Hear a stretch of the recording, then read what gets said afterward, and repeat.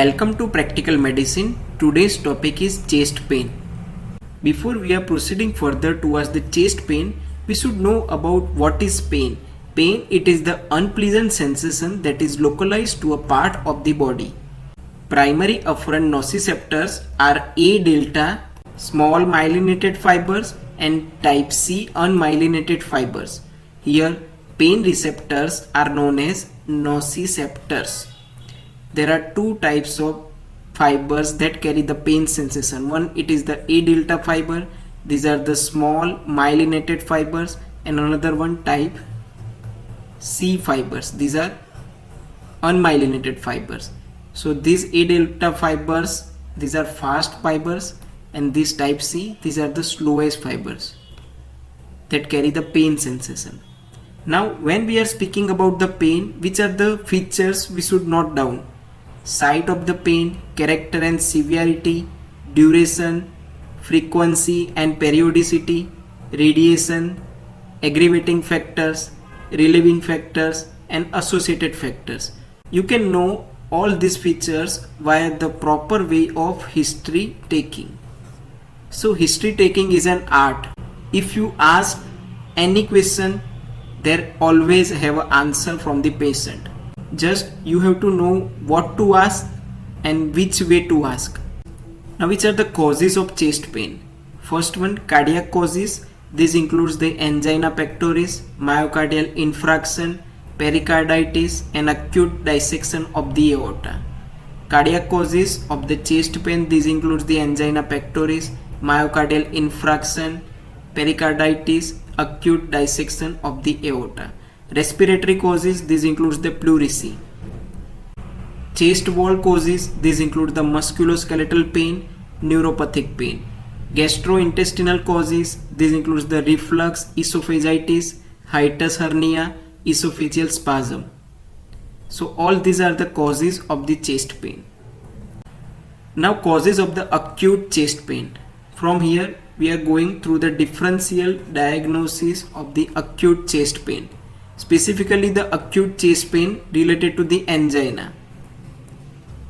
It's a compressing and squeezing type of pain, duration more than 2 and less than 10 minutes.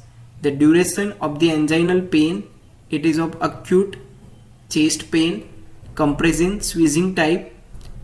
It is more than 2 minutes but up to 10 minutes. Site, retrosternal, classical, radiating pain. The pain is precipitated by the exertion, emotional stress, and exposure to cold. So that's the typical pain of the angina. Now if we find pain similar to angina but different in features, for example in conditions of unstable angina, the pain is similar to angina but the duration is 10 to 20 minutes with less exertion and also at rest. That means the pain of unstable angina is present at rest also. Now the another condition, it is of the myocardial infarction. The pain is similar to angina but it's a very severe in nature, as well as it is more than 30 minutes and not relieved by the nitrates associated with the cardiac failure and arrhythmia. So that is the typical pain of the myocardial infarction. It is similar to angina but the severity is very much higher. The duration is more than 30 minutes, not relieved by the nitrates, and it is associated with the cardiac failure or arrhythmia. Now the third thing, the pain of the aortic stenosis, it is almost similar to angina but there is a recurrent episodes of the pain is present. And late peaking ESM. What is ESM? Ejection systolic murmur. So late peaking ESM with conduction to carotid arteries. So that is the typical pain of the aortic stenosis. It is similar to angina but there are recurrent episodes of the pain. Next, aortic dissection. The pain is knife-like tearing, abrupt in onset, unrelenting type of pain, and it is radiating to back between the shoulders. So that is the typical pain of the aortic dissection. It is knife-like tearing, abrupt in onset, unrelenting, radiating to the back between the shoulders, associated with the connective tissue disorder or hypertension, and there is loss of peripheral pain. So that is the typical pain due to aortic dissection. Pericarditis, it's a sharp episodic pain and it is present retrosternally. The sharp and episodic pain may last for hours or even days, and this type of pain is relieved by sitting and leaning forward. So that is the typical pain of the pericarditis. Pulmonary embolism, it's a pleuritic pain of minutes to hours duration, and that is similar to angina. The pain of the pulmonary embolism is associated with the tachycardia, dyspnea and hypotension. So that is the typical pain of the pulmonary embolism. Gastroesophageal reflux disease. The pain of GERD is substernal epigastric and it's a burning type that lasts for 10 to 60 minutes. The pain of GERD is associated with the postprandial. After diet, pain is present and it is more on recumbency. Alright, so that is the typical pain of the GERD. Next, pulmonary hypertension. It's substernal compressing pain associated with the raised jugular venous pressure, edema and dyspnea. Pneumonia or pleurisy.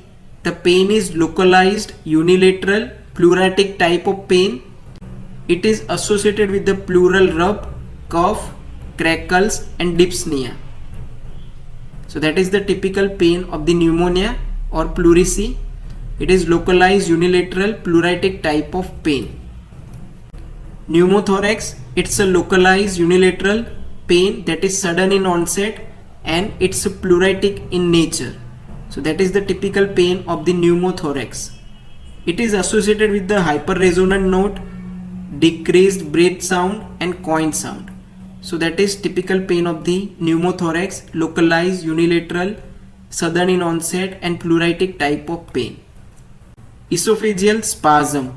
It's a compressing or burning retrosternal pain that is present for 2 to 20 minutes and the pain simulates the angina, similar to angina. So it's a typical pain of the esophageal spasm. Peptic ulcer, prolonged burning epigastric pain. It is relieved with the food, antacids, histamine blockers and proton pump inhibitors. So that is the typical pain. It is present in the epigastric region of the abdominal area. Gallbladder disorders. This type of pain is prolonged compressing pain on right hypochondrium and pain follows the food. So that is the typical pain related to gallbladder disorders. Herpes zoster. It's a sharp burning dermatomal pain that is associated with the vesicular lesions over the affected segment. So that is the pain related to herpes zoster. I hope up to this you understand the differential diagnosis of the acute chest pain. So continue. Angina pectoris. It's a midline retrosternal constrictive, compressive or squeezing diffuse pain that lasts for 3 to 15 minutes or up to more than 2 to 10 minutes, up to 10 minutes or up to 15 minutes. May radiate to either arm, either shoulder, jaw, back and upper abdomen. It is aggravated by the exertion, heavy meal, emotion and it is relieved by the rest or nitrates. So that is the typical pain of the angina pectoris. It's a midline retrosternal constrictive, compressive or squeezing diffuse pain that lasts for 3 to 15 minutes. But on an average the pain of the angina pectoris lasts for more than 2 minutes up to 10 minutes. It may radiate to either arm, either shoulder, jaw, back and upper part of the abdomen. It is aggravated by the exertion, heavy meal, emotion and it is relieved by the rest or nitrates. Myocardial infarction or MI. The pain is similar to angina but it is spontaneous in origin that lasts for more than 30 minutes. But the intensity is very severe. So the pain of the myocardial infarction is similar to angina but it's a very severe spontaneous in origin and lasts for more than 30 minutes. As compared to angina, pain is not rapidly relieved by rest or coronary dilator drugs. The pain of the angina is relieved by the nitrates or at rest, but the pain of the myocardial infarction is not rapidly relieved by the rest or coronary dilator drugs. The pain may be accompanied by autonomic disturbances like diaphoresis, nausea, hypotension, and feeling to defecate. Patient is usually restless. It's obvious condition. So that's the typical pain of the myocardial infarction. Pain in the acute aortic dissection. It's abrupt in onset, rapidly reaches a peak. Depending on the site of the aneurysm, it is felt in the center of the chest and or on the back side. It lasts for many hours and it is not aggravated by changes in the position or the respiration. And the pain is associated with the unequal or absent pulses. So that is the typical pain of the acute aortic dissection. Pleural pain. It's a sharp, knife-like, localized, superficial pain. The pain is aggravated by deep inspiration and coughing. Why? Because deep inspiration and coughing causes stretching of inflamed parietal pleura, and it is relieved by lying down on the affected side. Why? Because when the person is lying down on the affected side, there is restriction of the movement of the chest on that side. That's why the pain is relieved. The pleural pain is aggravated by the deep inspiration and coughing because it causes the stretching of inflamed parietal pleura, and the pleural pain is relieved by lying down on the affected side because it restricts the movement of the chest on that side. So that is the typical pleural pain. Pain of diaphragmatic pleurisy. It is arising from the central tendinous portion of the diaphragm, and it is felt characteristically at the tip of the shoulder, trapezius ridge, and the neck. Why? Because the central part of the diaphragm receives sensory supply from the phrenic nerve C3, C4 and C5. Pain may radiate down to upper abdomen when the peripheral part of the diaphragmatic pleura is present, that is supplied by 6th to 12th intercostal nerves. And the pain of diaphragmatic pleurisy is involved in simulating acute abdominal pain. So that is the typical pain of the diaphragmatic pleurisy. Now the musculoskeletal pain. Costochondral and chondrosternal articulations are most common site of anterior chest pain, that is musculoskeletal in nature. Pain may last for few seconds or it may be dull ache enduring for few hours or days. So this type of pain may last for few seconds or even it may last for hours or even days. So that is the typical musculoskeletal pain of the chest pain. Neuropathic pain. It's a burning, tingling or electric shock type of pain, and it is triggered by very light touch on the surface of the skin. On examination, sensory deficit is characteristically present in the corresponding dermatome. For example, damage to peripheral nerve as in conditions of diabetic polyneuropathy. So this type of pain is typical neuropathic pain. Tietze syndrome. It's a painful swelling of one or more costochondral articulations, usually second or third. When the second or third costochondral articulations become swelled and it causes pain, and this is termed as Tietze syndrome.